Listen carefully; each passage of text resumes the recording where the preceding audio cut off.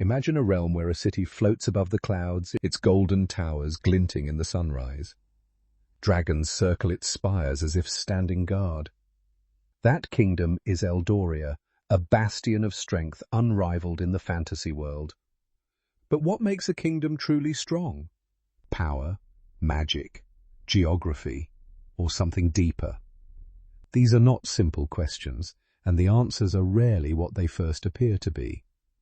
Eldoria does not earn its title through brute force alone. Its strength is woven from centuries of decisions, sacrifices, alliances, and a single ancient bargain that changed everything. To understand what makes Eldoria the strongest kingdom in fantasy, we have to peel back its golden surface and examine what lies beneath.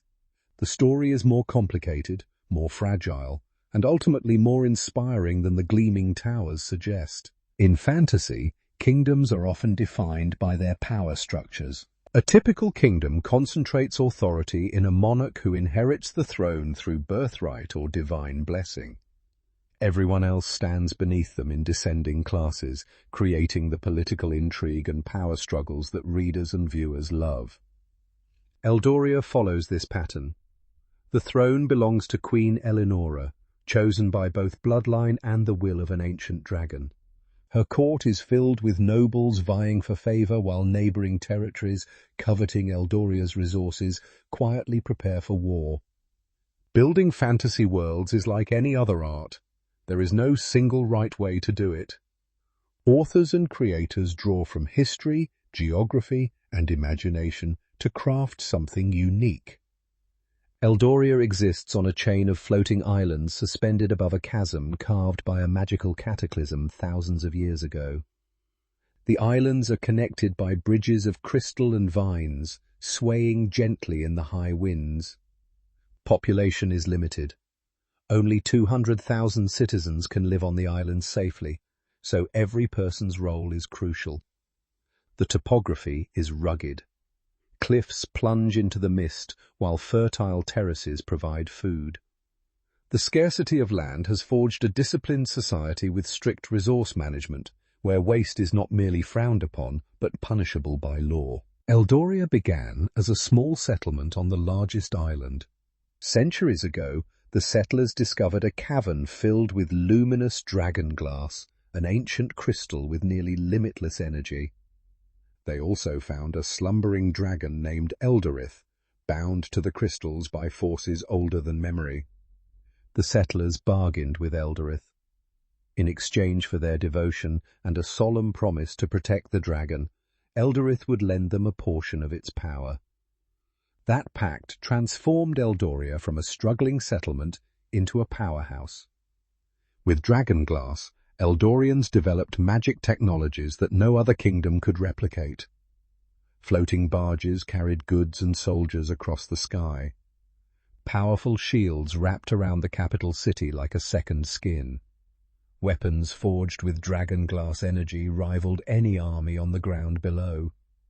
Queen Eleonora's ancestors consolidated this power, establishing a dynasty where the ruler holds absolute authority. Neighboring kingdoms, whether empires, republics, or guild states, could not match Eldoria's combination of magic and disciplined society. The monarchy kept power centralized, and the people's loyalty to Eldorith ensured internal stability for generation after generation. Eldoria's dominance rests on 4 interconnected pillars, each reinforcing the others. The first is geography. The floating islands are naturally defensible in ways that no ground-based fortress can replicate. Enemy armies cannot easily scale the cliffs, and only those with flying mounts or Eldorian barges can reach the islands at all. Fresh water flows abundantly from mist catchers and terraces carved into the rock faces. The second pillar is magic. Dragon glass powers the kingdom's defenses. The walls of the capital city glow with stored energy, repelling invaders before they can even land. Eldorian mages channel dragon glass to heal the wounded, to light the darkest corridors, and to conjure barriers that have never been broken in open battle. No other nation possesses such concentrated magical energy. The third pillar is governance. Eldoria operates as a dynasty, with a single family holding power across generations. Beneath the queen is a council of guilds representing farmers, mages, smiths, and scholars. While the queen has final say on all matters, the guilds manage day-to-day affairs, balancing autocracy with specialized expertise. The fourth pillar is culture. Eldorian society revolves around stories and rituals that emphasize sacrifice and honor. People believe that every victory comes from the dragon's blessing, and that continued prosperity depends entirely on their loyalty. Festivals celebrate Eldorith's awakening each year. The economy revolves around dragon glass trade, but all trade partners must come to Eldoria under watchful eyes, ensuring the kingdom always holds the advantage. Although Eldoria seems invincible from the outside, its strength is built on a foundation far more fragile than its crystal bridges. The kingdom's power depends entirely on Eldorith's life. The dragon glass crystals channel Eldorith's energy directly.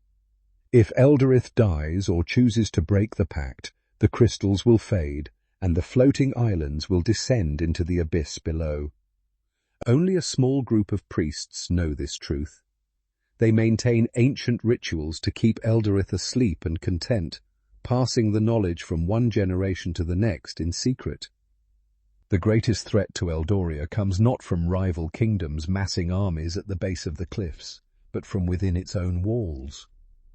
A radical sect of nobles believes Eldoria can break the pact and control the crystals without Eldorith. They argue that the dragon is a chain around the kingdom's neck, not a gift. They seek to assassinate Eldorith and free Eldoria from its dependence. Meanwhile, guild factions argue that the queen's autocracy has outlived its usefulness and should be replaced by a council or guild state.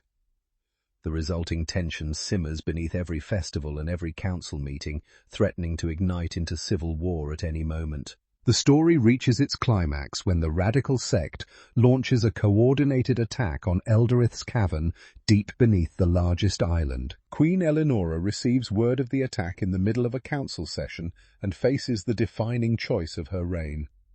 She can retreat to safety and allow the sect to sever Eldoria's dependence on the dragon, or she can risk her life to defend the very source of her kingdom's power. She chooses loyalty without hesitation.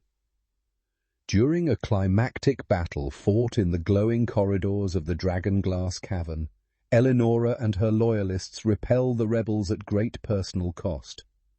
Eldorith awakens, furious at the intrusion but visibly impressed by Eleonora's courage and sacrifice.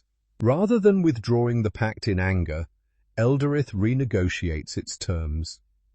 The dragon will continue to empower Eldoria, but demands reforms in return. More transparency in governance, genuine inclusion of the guilds in major decisions, and demonstrated respect for neighboring kingdoms rather than exploitation. Eleonora agrees, and the new terms are sealed with the same ancient ritual that began the pact centuries before. The story ends with Eldoria stronger, not because it defeated an external enemy, but because it acknowledged its own vulnerability and chose to embrace change rather than deny it. The monarchy remains, but a new council representing guilds and citizens gives the kingdom a resilience it never possessed before. Eldoria teaches us that strength is multifaceted and never as simple as it appears. A kingdom may seem invincible through magic, geography, or a centralized monarchy. However, real strength comes from understanding the sources of power and honestly recognizing vulnerabilities before enemies can exploit them. World builders can draw inspiration from history, geography, and imagination, carefully considering population limits, topography, and cultural values when crafting a believable fantasy realm. By blending a strong monarchy with engaged guilds and a mythical ally whose cooperation must be earned rather than assumed, Eldoria embodies what a truly strongest kingdom in fantasy can look like. It is powerful, yet adaptable, ancient, yet willing to reform. The story encourages us to think about how societies balance authority, resources, and ethics, not only in fiction, but in our own world as well. The golden towers still glint in the sunrise. The dragons still circle the spires. But now, the kingdom beneath them is stronger for knowing exactly how fragile it truly is.